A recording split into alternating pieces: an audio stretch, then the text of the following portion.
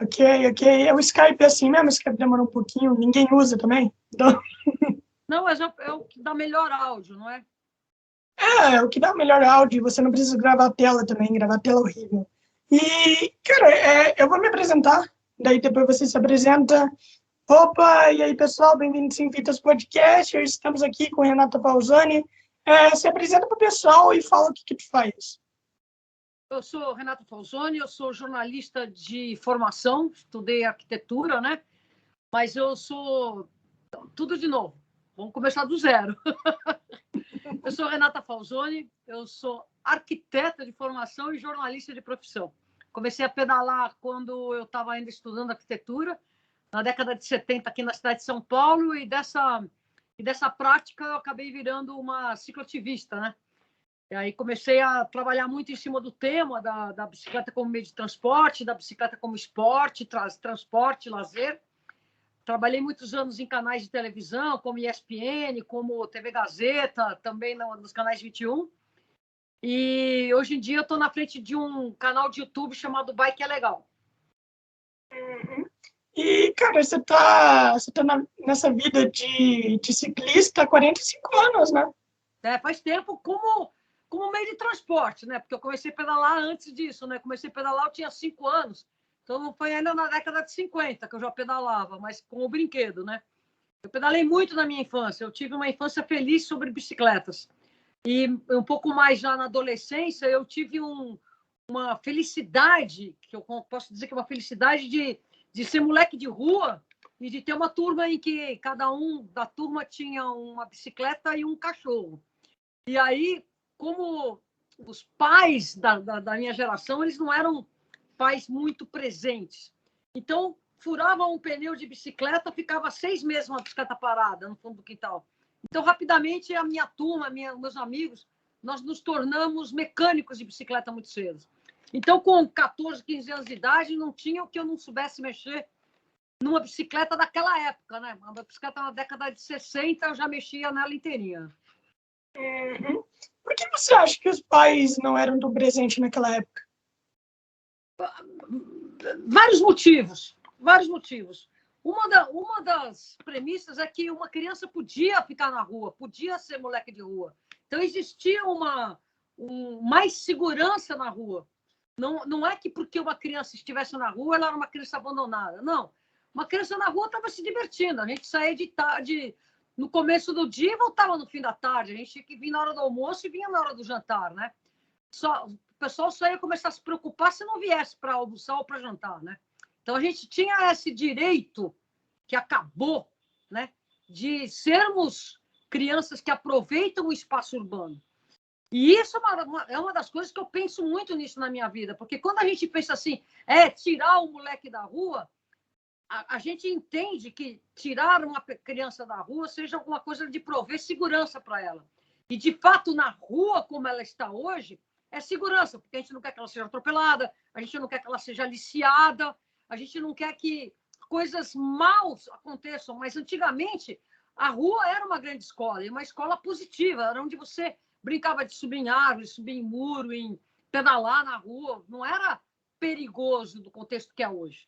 Tanto que, se você vai ver os principais movimentos de cidades que hoje são cicláveis, eles nascem com mães protestando contra a morte de crianças atropeladas nas ruas, que foi justamente muito forte na década de 50, quando a indústria automobilística tomou conta das cidades, colocando carros e mais carros. Então, eu tive essa infância privilegiada de poder brincar na rua com poucos, ainda que já existisse um risco, mas não era tão grande quanto o que é de hoje.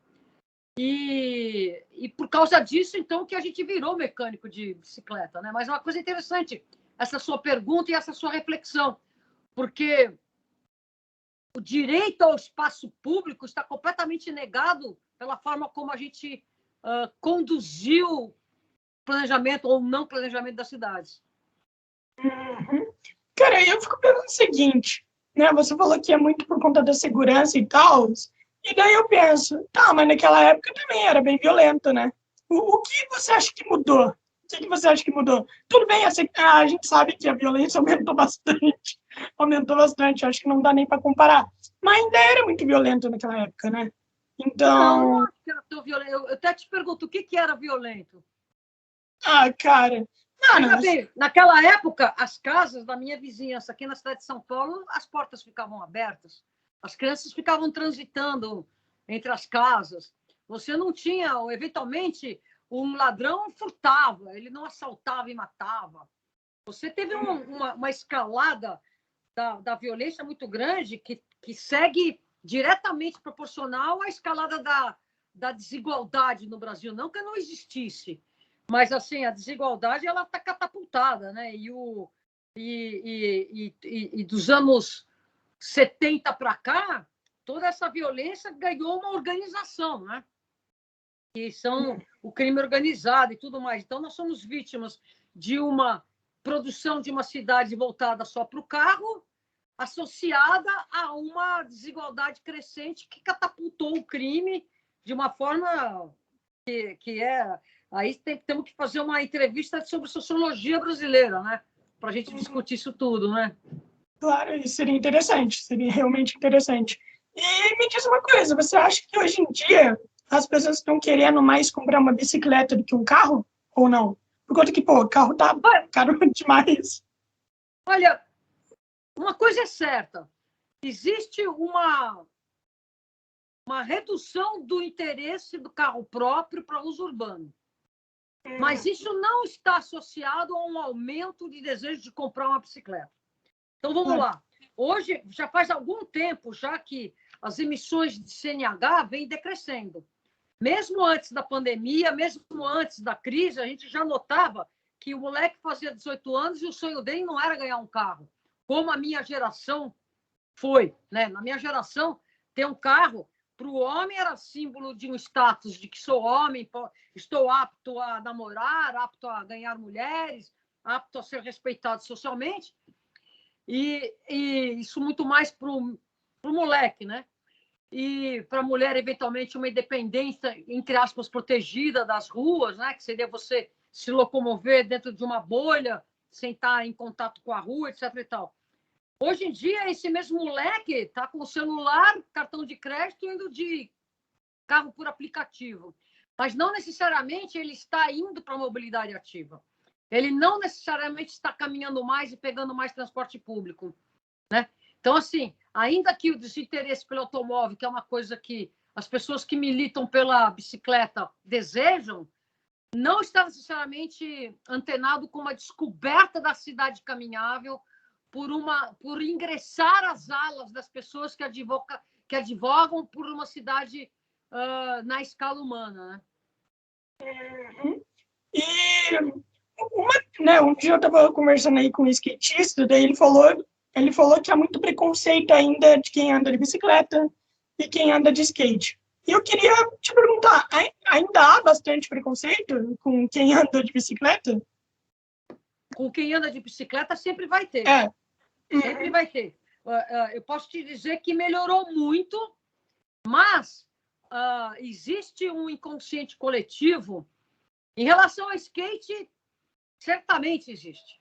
Em relação ao skate, eu me lembro nos tempos que eu trabalhava na ESPN e os meus familiares me verem perto do pessoal do skate, do pessoal do BMX, que se veste parecido, que tem um visual semelhante, e as pessoas acharem que eu estava, entre mil aspas, me relacionando com pessoas que talvez eu não devesse. Eu estou falando isso, tem que tomar muito cuidado com o que eu falo, que é para não pegar a parte pelo todo do meu texto.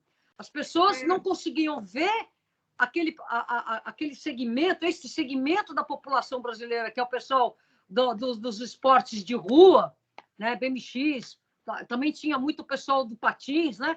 E não consegui compreender como parte da nossa sociedade, entendeu? Então, assim, existe muito preconceito com o visual. Agora, no caso da bicicleta como meio de transporte, quando eu posso chegar de terno e gravata, o que for, né, no caso, para parecer visualmente com aquilo que eles interpretam um cidadão, entre mil aspas, decente, né? Olha que eu estou falando aspas aqui. Aí o cara vê a bicicleta e vê, puxa vida, se essa pessoa se locomove de bicicleta, o porteiro pensa, Essa pessoa está dentro de uma classe social igual à minha, portanto, ela não pode entrar nesse ambiente. Então, existe um inconsciente coletivo, principalmente pelas pessoas que interpretam leis não escritas, que são calcadas pelo julgamento da aparência, que coloca a bicicleta como algo ao não pertencente aos lugares mais exclusivos. Entendeu? Eu estou escolhendo muitas palavras. Então, por exemplo, outro dia eu fui para um evento num lugar muito... Não é badalado, num lugar muito exclusivo aqui na cidade de São Paulo. Todo mundo foi de carro, tudo mais, porque era uma turma de pessoas da minha idade, todas elas estudaram numa escola bacana, estávamos nos reencontrando, e eu, antes de ir para esse evento, falei, olha, eu vou de bicicleta, preciso de um lugar para parar a bicicleta. E eu tive muita dificuldade de botar a bicicleta onde havia sido combinado, porque por mais que a ordem tenha vindo da cúpula, ela passa por vários filtros internos, julgando aquela ordem. Não pode ser verdade que neste restaurante vai entrar uma bicicleta para estacionar, entendeu? Então, assim, eu tive muita dificuldade para fazer cumprirem uma ordem já dada internamente dentro de uma hierarquia, porque a bicicleta não podia estar inserida numa autorização naquele momento. Então, é assim, claro que eu uso desses incidentes como mais um bom problema, né? Porque você tira disso, você resolve. Você pode levar mais 15 minutos para entrar num lugar, mas você resolve. Porque você está admitido para esse lugar, coisa que outros ciclistas talvez não estivessem. Você resolve, mas você passa um recado para toda aquela hierarquia de que, está vendo, essa bicicleta pode entrar sim, bicicleta pode entrar sim. Então, você fica usando esses incidentes que são bastante constrangedores e constrangem como uma forma de didática. Agora, eu não tenho espaço num livro de 1000 páginas para contar vários incidentes que eu já tive na minha vida de constrangimento por falta de eu ser uma ciclista num determinado momento. E aí eu fico imaginando, porque eu sou branca e tenho o passaporte para todos os lugares dessa cidade, né? Eu fico imaginando quem não é branco e não tem o passaporte para todos os lugares dessa cidade, como é que é a vida deles numa bicicleta, numa cidade como São Paulo, por exemplo. Cara, isso é bem triste, na verdade, pensar dessa maneira e tal. E aí, cara, como você falou, você estava tomando muito cuidado com as palavras que você estava falando e tal. E daí faz sentido, por conta que tem muita gente que pode tirar de contexto tudo que você fala e usar de forma ruim. Quando você comenta situações que envolvem racismo ou preconceito social, você tem que descrever nas palavras muito literais tudo, que é para não dar chances das pessoas tirarem do contexto. Por exemplo, eu não repito frases que os outros falam. Porque você pode tirar, olha, ele falou isso, aí você fala o que ele falou que você não quis dizer, e as pessoas podem interpretar ou você ser propositadamente mal interpretado. Você tem que tomar muito cuidado, porque a mídia não é mais escrita, né? Ela é falada, você tem que tomar cuidado mesmo, entendeu? Às vezes nem é intencional, né? Uhum. E também tem gente que não assiste também, e daí comenta no Twitter, é sempre assim, a galera quer dar pitaco de tudo, mesmo não vendo. E, por exemplo, né, mas não é. Tipo assim, esses dias eu tava conversando, né, eu conversei com uma sacerdote, né, com uma bruxa, e daí ela falou sobre jogo de carta e tudo mais. Daí, no título, eu sempre coloco alguns dos assuntos que a gente fala. E daí eu botei no título Cartas não prevêem o futuro, por conta que a gente falou lá, que ela falou que as pessoas vêm até ela para querer que ela prevê traição, mas ela falou, pô, a gente não prevê isso. Daí eu botei lá. E ela falou, cara, não coloca isso não, por conta que muita gente me segue, e daí elas vão achar que eu falei isso, muita gente não vê o vídeo, então não pega o contexto, entendeu? Daí, mano, daí faz sentido demais. Daí eu falei, pô, desculpa aí, mano, desculpa. Não faz sentido, daí eu pensei na galera do Twitter.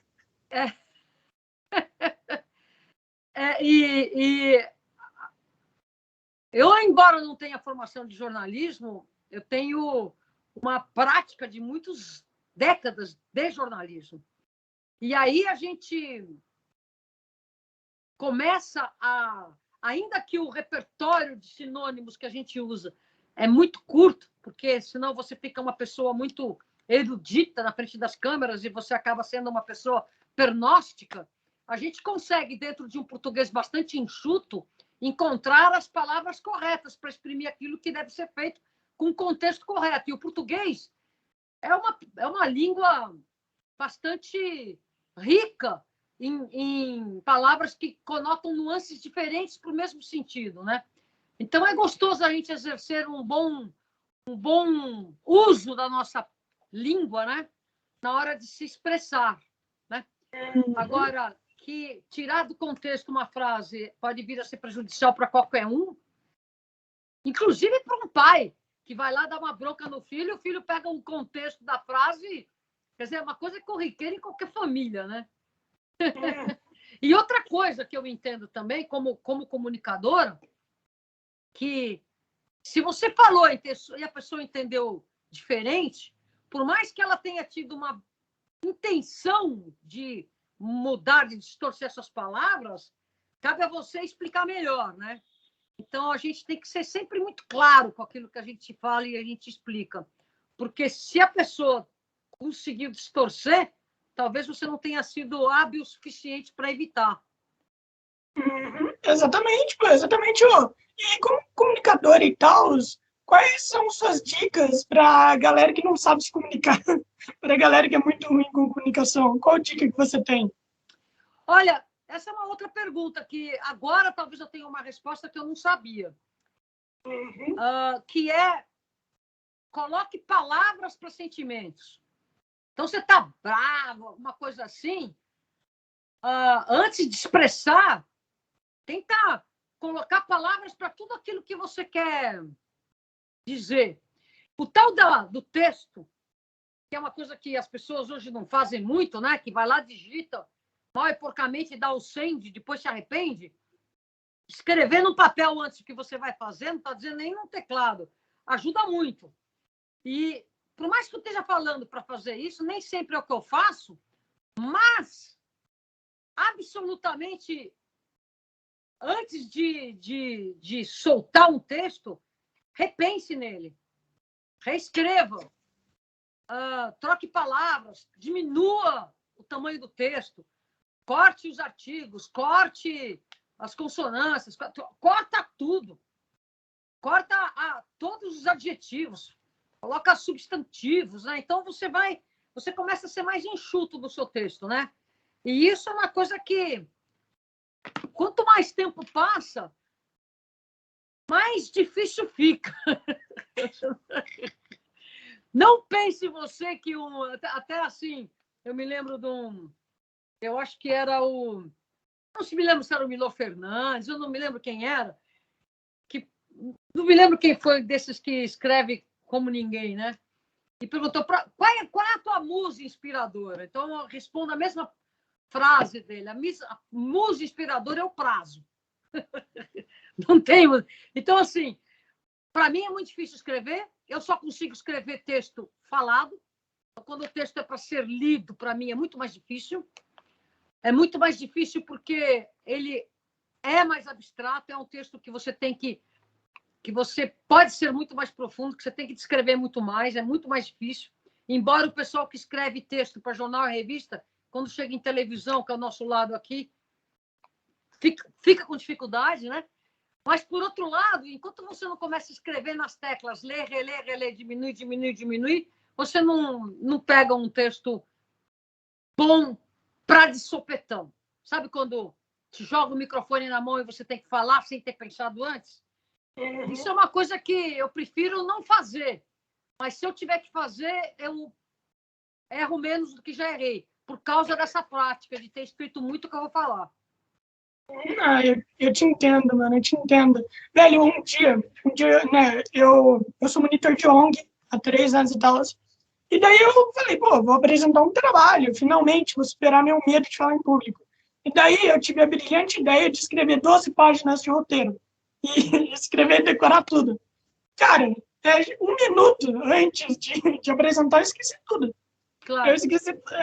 Claro, né, mano? Você nunca vai conseguir decorar 12 páginas e ainda mais sendo sua primeira vez falando em público. A conclusão foi, eu gaguejei na segunda linha. Essa foi a conclusão. E, cara, e mais uma coisa sobre comunicação. A galera, ela escreve muito tipo. O pessoal escreve muito tipo nos textos, mano. Não é para escrever tipo. Não escreva, mano. Não, mas o pessoal é o pessoal da sua idade, né? Claro. Talvez o da minha idade escrevesse muito, porém, sabe? Muitas coisas que... Muitos parênteses. Até hoje eu tenho esse vício de texto, de não vir no ponto e ficar colocando sujeira no meio do caminho, né? Então, isso tem um pouco a ver com... Tudo isso tem a ver com a tua infância, como que você foi criado, como que você pôde ou não dialogar com os adultos, né? Então, assim, por mais que o diálogo, você deixar a criança ter direito a expressar as suas frustrações, os seus questionamentos até o final, por mais que você ache ridículo o que for, deixar a criança raciocinar e ter um começo, meio e fim, eu conheço pouquíssimas famílias que fazem isso. E isso dificulta muito o adulto expressar em palavras os seus sentimentos.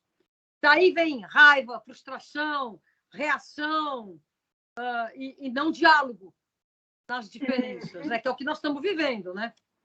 Nós estamos vivendo aí, né?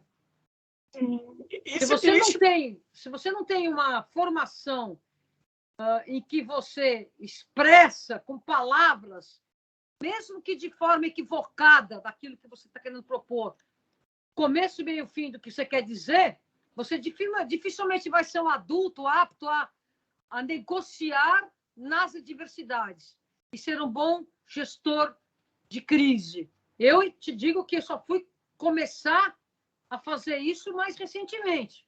Já não é nem na fase adulta, na fase velha mesmo. Cara, mas... mano, dependendo de muita coisa, pode até ser normal, velho. Depois de um tempo, você começa a aprender as coisas. É normal, pô. É normal. Você consegue ver melhor como é que funciona tudo e tal, e ver todo o seu entorno. É importante, pô. O importante é que tu aprendeu. O importante é que tu aprendeu. E, cara, me diz uma coisa. Como é que você se tornou repórter? Vídeo repórter, né? Aí tem uma longa história. Eu estudei arquitetura, mas na arquitetura o que eu queria mesmo era... Me aprofundei muito na fotografia. Então, eu fazia laboratório. Naquela época, laboratório não é como hoje, né? Você já tira um card e já tá na sessão lá, né? Então, não é isso.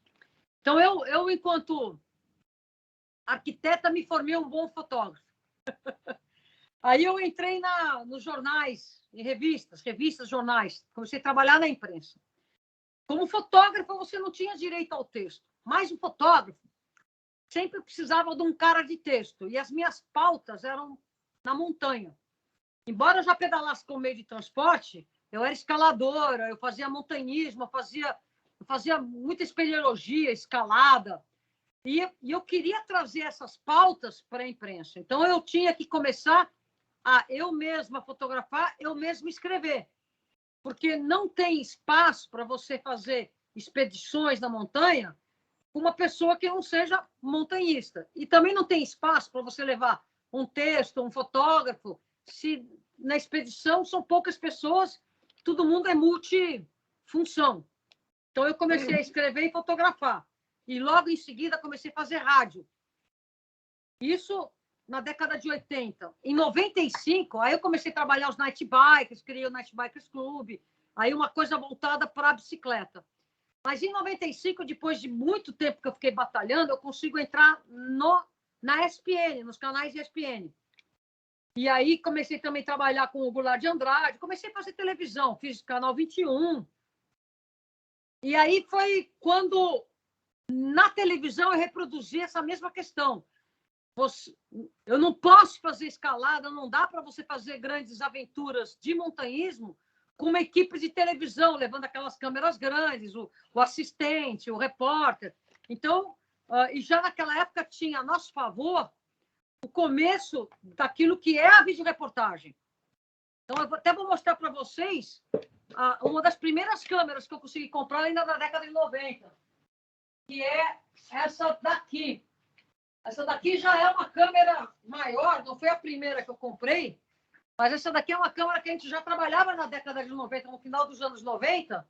A gente andava com essa câmeretinha daqui, está até funcionando aqui, ó. Essa câmeretinha aqui está até funcionando, impressionante. E com ela, não com ela, eu trabalhei umas anteriores, maiores, menores e tudo. Essa daqui é DVCAM, ainda não é HD, né? Não é HDV.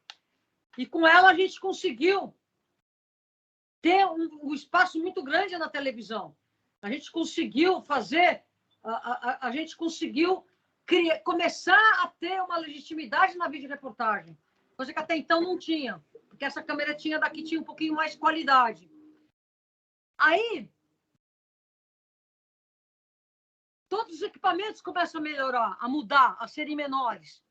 E aí vem a HDV, né, que não era o HD, na HD é 720. Aí a gente começou, antes da própria televisão, a ter mais qualidade do que as betas. Então, a gente chega, o HD, para você ter uma ideia, o primeiro programa no Brasil produzido em HD, nos canais ESPN, ele foi da minha produtora. Então, a televisão não tinha ainda produção em HD e nós já estávamos fazendo produção para eles em HD, com esses equipamentos, não com esses, com os outros que estão ali atrás, outros. Então, a gente não só ganhou o direito de fazermos a videoreportagem, como nós abrimos a possibilidade da TV entrar no HD antes mesmo da TV ter equipamento HD. Nós que trouxemos, entendeu? E foi uma conquista muito grande, mas assim, dessa camereta daqui, para você imaginar aqui, eu com o celular, que é esse que eu estou usando aqui para falar com você, hoje nesse celular eu tenho 8K, entendeu? A televisão está muito no 1K, né? Eu já produzo 4K com as minhas câmeras, né? Já faço filmes finalizados em 4K e o mundo está em 1080, né? Que é 1K, né? E, cara, me diz uma coisa. Uma das coisas que eu sempre tive curiosidade é como é que foi a reação das pessoas a verem a primeira vez em HD. Como é que foi a reação? Você se lembra? Eu não tenho, assim, uma relação com as pessoas, porque demorou para que as pessoas recebessem um sinal HD no HD, porque não foi assim, hoje todo mundo HD. Foi uma coisa que foi começando, foi um degradê. Mas eu me lembro muito bem aqui na produtora, quando nós começamos a finalizar, entregar em HD e chegar lá para eles falar, você está vendo, é isso? Vocês vão projetar. Porque a gente mostrava o que estava fazendo, depois a gente mostrava um downgrade que a gente era obrigado a fazer para veicular o programa. Quer dizer, a gente entregava um programa muito melhor do que eles iam veicular. Eles não tinham monitor em HD, eles não tinham nada. A gente tinha. A gente aqui nas produtoras, porque a nossa produtora não era na televisão. A gente chegava com uma fita em HD e falava, vocês não têm condições de ver. Mas, assim, a tua pergunta, ela não procede no sentido de que não existe esse entusiasmo interno do sucesso dos seus colegas dentro das televisões. O fato de eu chegar em HD, eles estarem não em HD, não era um motivo de orgulho para eles. Era, na esmagadora maioria, um motivo de inveja e de colocar a gente mais para baixo. Entendeu? Então, assim, dentro das televisões que eu trabalhei, por mais que não tivéssemos tido crise entre as pessoas, nunca houve, porra, Renata, você matou a pau. Que legal, entendeu? Sabe? Não é... Não é que todo mundo é inimigo, mas ninguém é muito amigo de ninguém lá, sabe? Pô, eu entendo, até por conta, né, que você fez algo incrível, né, mano? Até por conta que você fez algo incrível. E, pô, os caras com certeza iam ficar com inveja. Por mais que isso fosse beneficiar os caras no futuro, né, não beneficiou até aquele momento. Mas, na verdade, como que eu posso dizer isso? Existe a televisão, que é uma corporação, e existe cada um dos funcionários, das equipes. No caso da ESPN, existia, por exemplo, a turma do futebol trabalhando junto com eles, mas assim, não existia o núcleo dos radicais, matou no peito, ficou contente por nós sairmos na frente com o HD. Mas a televisão não, entre eles, entendeu? Não é que o pessoal, o núcleo de futebol, não se sentiu motivado para ficar achando legal. Mas também não quer dizer que ficou assim, achando ruim. Simplesmente o sucesso do grupo dos radicais não era ecoado no resto da TV. Uhum. E, cara, me fala, como é que você, por exemplo, era você que fazia as matérias e tudo mais, era você que criava o roteiro, né, e tudo mais. Então, como é que você escolhia as matérias que você ia fazer? Como que você falava, pô, olha só, isso daqui é excelente para passar hoje. Como é que você fazia isso? Bom, no caso nós estamos falando dos canais de televisão, né? Canais de televisão, a gente tinha uma produção, por exemplo, que ia sair hoje, já estava pronto, entregue 15 dias antes, e já estava tudo captado há um mês antes. Entendeu? Então, assim, tinha toda uma linha de produção. E a gente entregava, eu, Renata, diferente do resto da equipe, eu geralmente entregava 4 capítulos de alguma coisa que depois podia ser juntada numa única história de 1 hora. Então, era assim, eram 4 capítulos de 12 minutos por semana, cada um por semana, que depois eu juntava tudo numa história completa, sendo que cada capítulo tinha um começo, meio, fim, de uma parte de uma história maior que juntava tudo. Então, isso envolve, sim, muito roteiro, isso envolve, sim, muita produção anterior. Agora, como que eu escolhia? Ia muito em cima das ondas, porque para fazer essas captações, no caso dos canais de ESPN, eu tinha que viajar, e eram viagens longas. Então, a minha captação era muito anterior, né? Então, a gente baixava tudo, pensava, roteirizava, e aí eu colocava na minha futura grade, entendeu? Então, era tudo muito pensado. Agora, hoje em dia, no Bike é Legal, é um pouco mais suave isso, né? Porque a gente faz 2 vídeos por semana e ele vai muito em cima do que está acontecendo, do que eu tenho feito, das pautas que vêm. Por exemplo, nós somos no Campeonato Brasileiro de Mountain Bike, que aconteceu não nesse domingo que passou, no outro. Aí a gente faz uma matéria de hard news, quem ganhou, quem perdeu a prova tal, da categoria masculino e feminino. Aí a gente captou, e mais que a gente pode captar. Então, vamos lá, no caso. Short track é uma prova mais curta, de muita explosão, que agora tem um campeonato independente de Copa do Mundo. Então, nós fizemos uma matéria específica sobre o que isso impacta na formação do atleta, no preparo do atleta, se isso vai fazer com que existam atletas, cada um que vai para o short track, outro que vai para o cross country olímpico ou não, sabe? Coisas assim que o público geral talvez não se interesse, mas pensando especificamente naquele pessoal mais ligado no alto rendimento. E aí fizemos uma outra pauta que também foi muito específica e também fria, né? Que é sobre como cada um dos atletas da elite passa em cima de um determinado obstáculo da pista, entendeu? Então, ver a linha de ataque de cada um e por quê. Então, você vê, nós tivemos, antes da cobertura, a gente pensou, né? Na verdade, nós pensamos em 2 pautas, a terceira surgiu lá, entendeu? Sempre pensando em como você otimizar uma determinada cobertura para fazer mais de uma matéria completamente, uma hard news e outras que eu posso ir colocando mais para frente. Então, assim, agora, tudo isso envolve ser jornalista. Ser jornalista, isso, sabe, quem é só blogueiro, assim, nenhum demérito. Quem é só um comentarista de um assunto, nem sempre saca essas necessidades da periodicidade, dessa coisa mais ligada no jornalismo. Então, a gente já pensa isso com antecedência, é uma equipe. E também em cima daquilo que a gente conhece do comportamento do YouTube e tudo mais. E me fala uma coisa, por exemplo, você falou que é por dentro das regras do YouTube e tudo mais. A gente sabe que as regras do YouTube... Não é regra, comportamento. Ah, tá, comportamento. Né? Ah, tá, não. É o comportamento, por exemplo, o horário que a gente solta, o título que a gente solta, tudo isso você tem uma tremenda experiência pelo podcast, né? Tudo isso são conhecimentos que o pessoal das mídias sociais conhece até mais que os jornalistas. Que nós, jornalistas, estamos aprendendo muito com o pessoal de mídias sociais, né?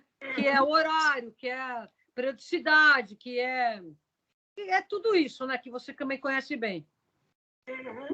E o público da internet mudou? Tipo assim, em comparação ao público do jornal, você acha que mudou bastante? De jornal, se diz de impresso ou de televisão? Pode ser os dois. A mídia mudou como um todo, né? Mesmo na internet mudou como um todo. Porque, por exemplo, no começo do YouTube, quando nós começamos a se interessar mais pelo YouTube, que foi depois de nós termos nos desligado dos canais que a gente trabalhou, né? Que o último foi a TV Gazeta. Então, em 2016, a gente se desligou da Gazeta. Aí a gente começou a focar melhor no YouTube. E focando melhor no YouTube, a gente... Naquela época, o YouTube só decolava material muito curto. Hoje já não é mais isso. Você tinha uma série de coisas que hoje já não é mais a mesma coisa. Hoje, o YouTube permite você se delongar em algumas coisas, mas eu, como consumidora do YouTube, eu não faço o que outros têm feito, que é enrolar, entendeu? Para poder dar mais tempo de visibilidade e tudo mais, entendeu? Então, a gente não perdeu aquele speed que a televisão pede, porque televisão, você não pode enrolar em televisão. Você tem que ser direto e reto, texto curto, texto apropriado, direto no ponto. A gente mantém isso. Mas o que a gente mudou dentro do YouTube foi nos permitir a sermos mais profundos em coisas que na televisão jamais a gente não iria nem falar. Jamais numa televisão eu iria fazer um comentário sobre a linha de ataque no Rock Garden que os diferentes atletas fizeram e perguntar para eles e não ficar traduzindo as respostas dos caras, porque eu não vou ficar aqui assumindo que o meu público não entendeu. Entendeu? Sabe? É aquela coisa que você tem que fazer na televisão porque o cara nunca viu uma bicicleta na frente. Não, o meu público já viu bicicleta. O meu público pedala. Ele sabe o que é um pé de vela. Eu não preciso dizer o que é um pé de vela, entendeu? Então, essas sutilezas existem, né? Eu entendo totalmente. O meu irmão, ele é muito fã de futebol. E daí ele falou que ele fica puto ao ver a TV. Por conta que ele falou, mano, eu sei o que é um escanteio. Você não precisa ficar falando o tempo todo o que é. Eu sei o que é, entende? E faz todo sentido. Só que é que a TV, né, que abrange o público geral também, né? E olha que o futebol é o único esporte que é tratado com decência, ainda que o jornalismo no futebol permite um elevadíssimo grau de eu acho que, o achismo, né? Que a gente não faz em nenhum outro tipo de jornalismo, incluindo-se aí outros esportes. Então, assim, o nível de achismo que a cobertura do futebol se permite é algo que é inacreditavelmente não jornalístico, né? Então, assim, falta muito, no meu entender, autocrítica mesmo, com raras exceções, né? Você vê grandes analistas, por exemplo, como o PVC, né? Esse cara, por exemplo, é um cara que estuda, não fala besteira e não fala eu acho.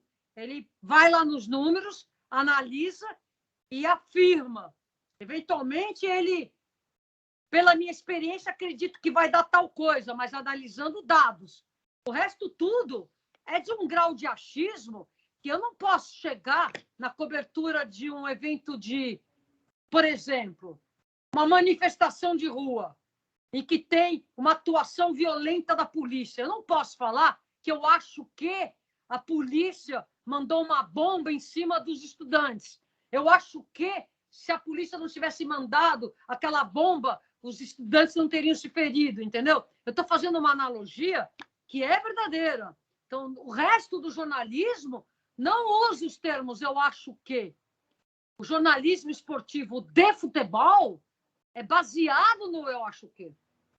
Então, é uma crítica que eu faço sem nenhum constrangimento aos meus grandes colegas, amigos, a quem eu respeito muito da cobertura de jornalismo. Posso te falar que todos os grandes nomes aí conheço muito e respeito muito, e eles sabem disso. Por isso que eu falo aqui, porque eles sabem que eu rio muito deles quando eles não têm o que falar e mandam eu acho o quê.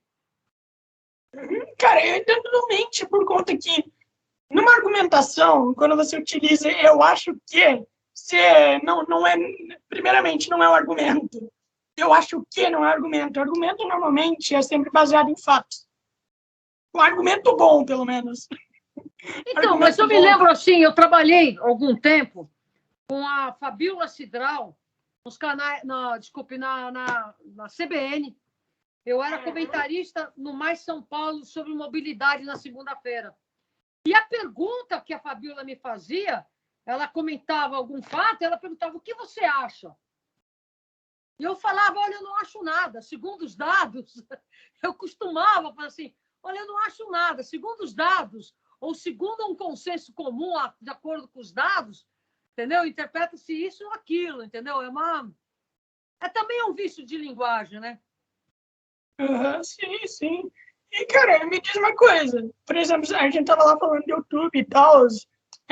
No começo, você tinha preconceito com a internet e tudo mais? Ou não? Por conta que eu sei que tem um jornalista Você que diz tem. dentro da TV?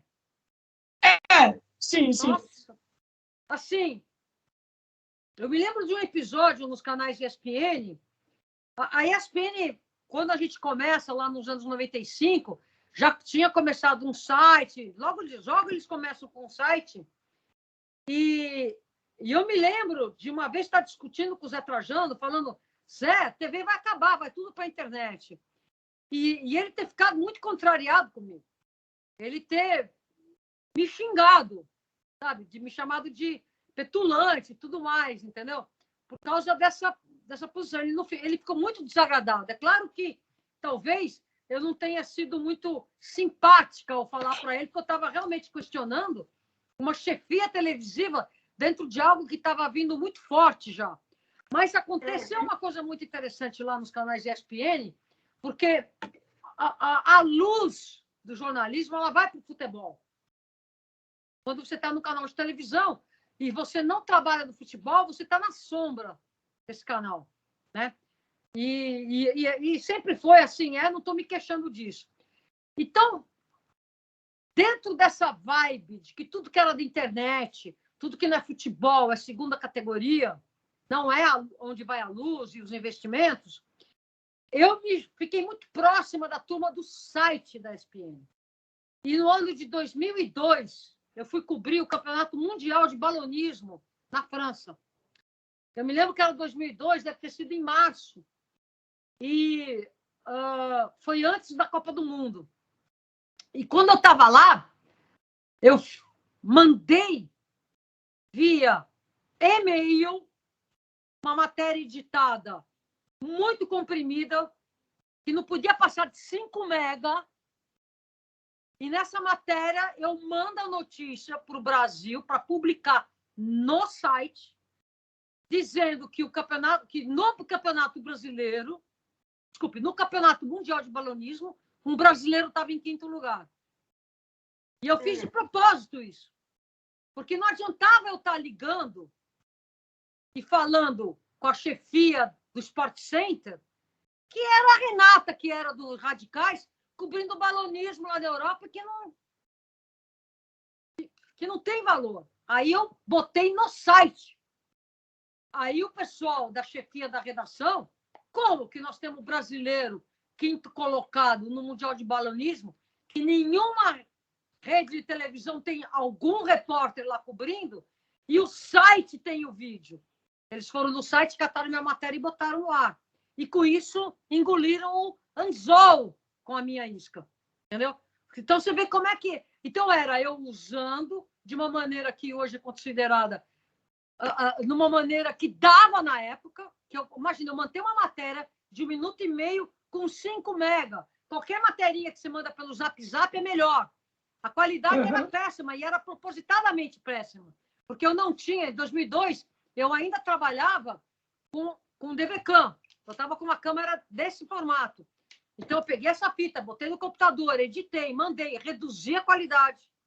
Né? Porque a matéria devia estar com uns 70, 80 mega. Eu não tinha como mandar isso por internet, que não passava. Hoje você passa gigas. Naquela época era linha de escada, praticamente. Mandei para o Brasil, foi para o site, do site foi como chamada de capa do Sport Center, justamente usando as ferramentas, para, entre aspas, dar furo. Então, eu jamais teria conseguido esse espaço se eu tivesse ligado direto para a chefia da redação e falado, porque eles não iriam sequer conceber a possibilidade de conseguir mandar alguma matéria. Não por falta de vontade, porque não conhecem a ferramenta. Então, assim, para finalizar, a tecnologia sempre conspirou a favor da videoreportagem, conspirou a favor da você ter equipes remotas fazendo um bom trabalho e mandando por internet, mas a televisão tradicional sempre foi lerda em absorver e continua lerda em absorver. Por isso que está morrendo, né? Talvez o Big Brother seja um dos únicos programas de televisão que vai conseguir se manter porque consegue ter a participação do público através de aplicativos e tudo mais. O resto, enquanto for só o moleque sentado assistindo, esquece. Vai morrer. Sim, sim. E a maioria das matérias, das matérias é sempre a mesma coisa, pelo menos em TV aberta e tal. É sempre a mesma coisa, não é verdade? O que tu assiste de manhã, tu assiste a mesma matéria de noite e a mesma matéria. É a mesma. É a mesma matéria. E não é barato de fazer. E não é fácil de fazer e não é barato de fazer. YouTube, ele talvez venha a ser... Assim, o YouTube precisa começar. YouTube precisa começar a facilitar a vida dos produtores de bons conteúdos. Porque é nicho, trabalha com nicho, e só um nicho muito dedicado que está fazendo. E para sair do personalismo do nicho, para você ter equipe, para você ter conteúdo, você tem que ter um financiamento que o próprio YouTube não dá. Não tem ferramenta e não está disposto a dar. Então, tá assim... O que eu quero dizer com isso? Que, diferente de um TikTok, de um Kawaii, de um Instagram, que são mídias diferentes entre si, plataformas diferentes entre si, mas, por exemplo, o próprio TikTok, ele pretende vir a ser uma plataforma de produção de conteúdo que é completamente diferente do conteúdo que a gente hoje vê no YouTube, mas que é uma coisa que vai pegar um nicho, vai pegar um público. Para o YouTube se manter, primeiro ele vai ter que dar condições de sobrevida para quem é produtor de um conteúdo que não é TV, mas sofre com os problemas que a TV sofre hoje. E que, para você ter qualidade, você tem que ter investimento. Porque, assim, tudo bem, tem coisas que você coloca no YouTube que vai super bem, mas todo mundo que vai super bem cresce, ele começa a ter que colocar dinheiro em produção, colocar dinheiro em pensamento, em equipe, em jornalista. Então, ele não se mantém sendo um nerd a vida inteira. Quer ver? Um jackass da vida. Começou fazendo qualquer coisinha, depois entra no esquema. Né? Você, para se manter, tem que virar profissional. Não adianta ser só, olha eu aqui, olha que legal, eu aqui, qualquer coisa vai. Como é nas mídias de influencers. Então, o YouTube, minha opinião, ele cada vez mais para quem faz grande base, mas para se manter na grande base, sem ficar só o dia inteiro lá jogando no videogame, né? Ele é diferente daquelas plataformas de streaming online, né? Que é como é que chama aí o Twitch, né? Twitch, Nimo ele também. é diferente, você entende? Ele tem aquilo que a gente chama de switch, parar, pensar, elaborar, gravar, fazer arte e tudo mais. Então, assim,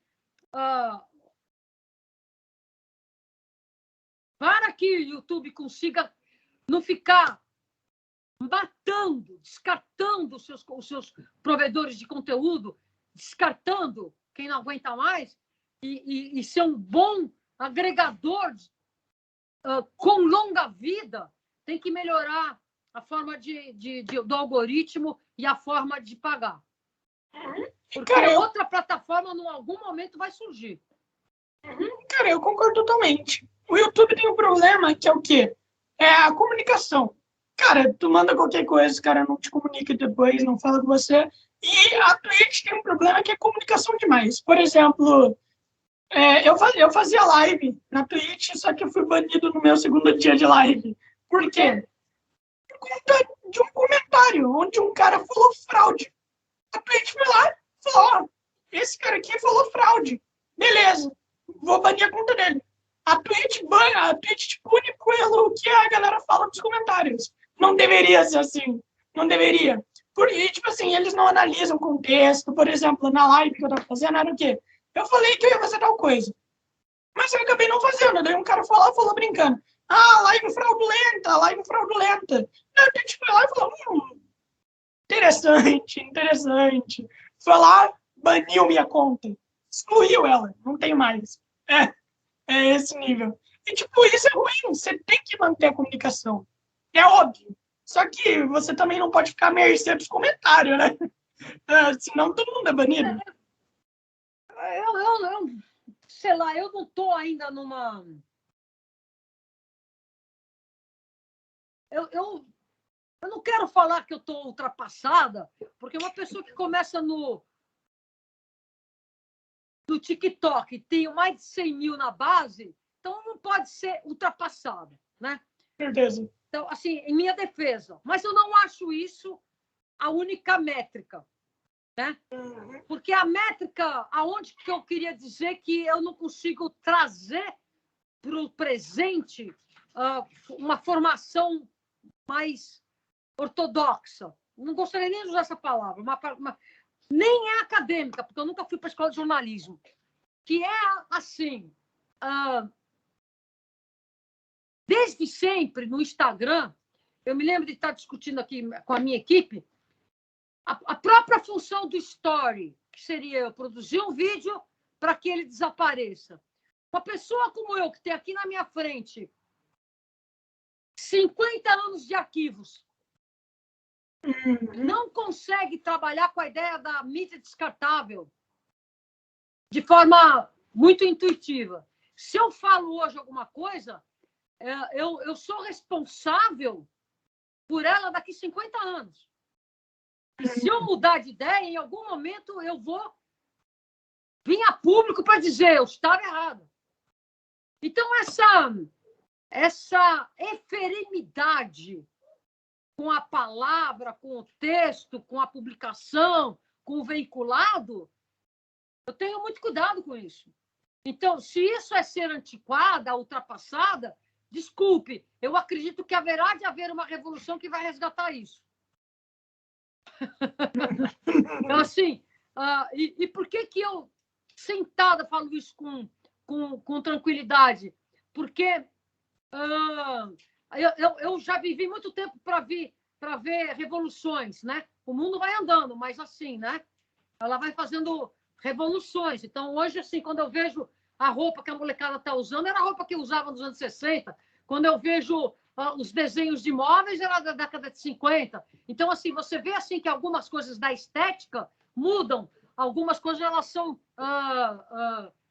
não digo reinventadas, mas elas são antropofagicamente resgatadas, né? Existe uma digestão nesse processo, né? Deglutir, uma digestão. A efemeridade, as pessoas estão pagando por palavras soltas ao léu. Então, você vê, assim, grandes... O que os tempos modernos, né? Modernos não é a palavra, né? Mas o que a forma da rapidez da mídia me ensina muito? Não expresse um pensamento antes de você ter certeza que você vai falar. Sabe? Não é censura, é muito cuidado, porque eu me lembro assim de colegas jornalistas estarem fazendo um comentário chulo, degradável, com um cara que está colocando o microfone e não imaginando que ele pudesse estar sendo gravado e não imaginando que aquela coisa totalmente chula que ele falou, passiva de realmente ser punida, vai para o ar, entendeu? Então, assim, a mudança, especialmente para uma pessoa que tem mais pessoas nas suas mídias, tem que tomar muito cuidado, porque nada é efêmero quando você solta na mídia. Pode sair do teu Instagram, pode ter saído qualquer coisa, qualquer comentário, mas absolutamente não desaparece do teu currículo. Ele pode não ser resgatado, mas um dia ele vai, se preciso for. Com certeza, com certeza. E, mano, antes da gente acabar aqui, né, a gente já chegou a 1 hora. Passou muito rápido. Não, já chegamos 1 hora, mano. Rápido, né? Rapidão, né? Isso significa que eu tô fazendo meu trabalho direito. Não, com certeza. Nós estamos voando de tudo, falando de coisas que eu nunca falei com ninguém numa temática muito louca, porque é bem diferente mesmo. E, cara, antes de acabar, tipo assim, na minha opinião, a comunicação entre criador e o público é a coisa mais importante que você tem que fazer. A TV não tem isso. A TV nunca vai ter isso. Por exemplo, eu, né? Eu tenho, sei lá, eu cheguei a 600 inscritos agora. Né? Eu cheguei a 600 inscritos hoje. E daí, mano, tipo, pra mim, o meu público é importante, porque a galera tá sempre apoiando. Tá vendo esse fone aqui? A galera fez vaquinha pra comprar pra mim. Por conta que a galera falou, pô, a gente gosta de você, a gente quer que você melhore. Então, a galera fez, arrecadamos entre 160 por aí, daí eu peguei esse fone. E, tipo, é importante, entende? É importante, por exemplo, sempre que eu vou lá, coloco um convidado, a galera vem até mim e fala assim, mano, eu gostaria que tu perguntasse tal coisa, tal coisa, tal coisa. Eu acho que seria muito interessante. Aliás, te fizeram uma pergunta, que foi o DJ Colato, que é aquele cara que eu falei, o skatista que eu conversei aqui, ele perguntou se você está acompanhando o preconceito que está tendo na POA, alguma coisa assim. Eu não sei. Na POA. Na? POA. Eu não entendi. POA, preconceito que está acontecendo na POA. POA, P-O-A. Em Porto Alegre? Acho que é. Eu nunca tinha escutado isso antes. Não, em Porto Alegre. Eu não sei especificamente o que ele está falando, né?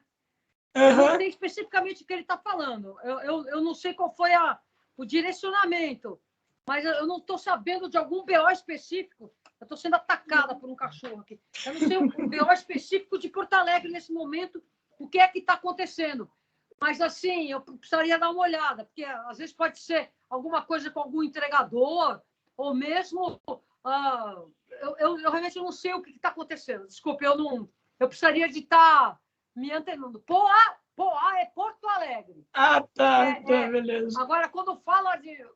Eu não sei o que... Eu não sei. Realmente, eu precisaria de ter dado uma olhada aqui nas redes. Se foi hoje isso... Eu não sei quando foi. Eu só sei que ele me mandou a pergunta hoje. Ele me mandou hoje a pergunta. Então, mas... Não estou ao par. Desculpe se me falar o que é, de repente... Não, claro, sei. É que eu não quero ficar chutando, porque existem vários BOs que aconteceram por aí, mas atualmente o BO maior que está acontecendo é aqui no estado de São Paulo mesmo. A gente não precisa ir para Porto Alegre para ter BO de qualidade mesmo. Ah, mano, sempre tem, né, mano? Sempre tem Não, problema. no caso, nós estamos com uma dificuldade muito grande em relação ao direito dos ciclistas pedalar nas estradas. Departamento de Estradas de Rodagem, aqui do estado de São Paulo, veio numa reunião dizer mais uma vez que ciclista não pode pedalar na estrada. E isso absolutamente não é verdade, porque nós estamos com uma dificuldade muito grande de legitimar o direito de ir e vir, né? Isso daí é uma coisa que é um BO muito grande mesmo, que a gente está... já não é de hoje. Já não é de hoje. Sim, eu entendo, mano. Infelizmente, né, mano? Infelizmente, né? Mano. E, mano, eu queria te agradecer por ter aceito. A gente já vai fechar por aqui mesmo. E eu espero que tenha valido seu tempo. Eu espero que tenha valido qualquer coisa. A gente faz o outro. Eu adorei conversar com você, te conhecer. E, mano, divulga suas redes sociais pro pessoal que quer te acompanhar e tudo mais. Bom, vamos lá.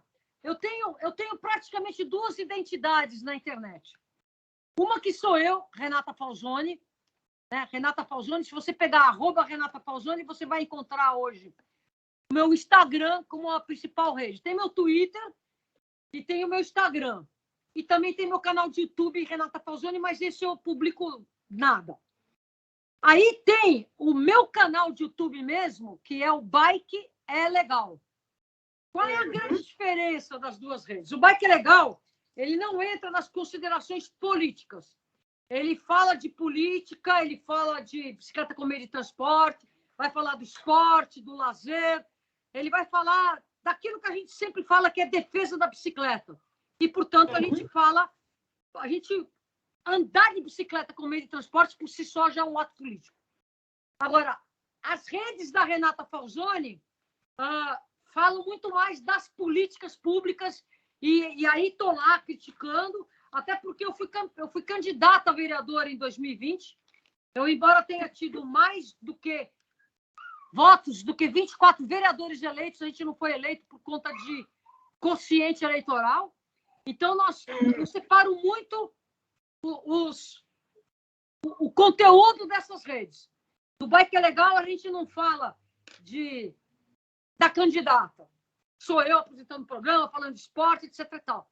No @Renata Falzoni, você vai ouvir comentários sobre políticas públicas, você vai ouvir como que eu entendo que deve ser tratado tal e tal. É muito mais politizado no sentido de criticar medidas públicas, sabe? Então, existe essa diferença, sabe?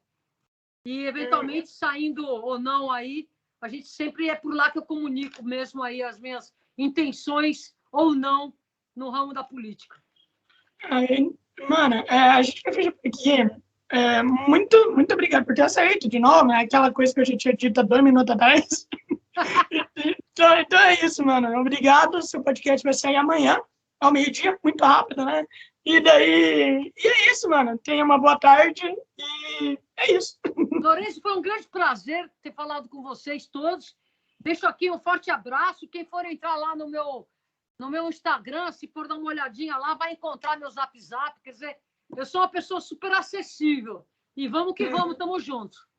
Então é isso. Falou.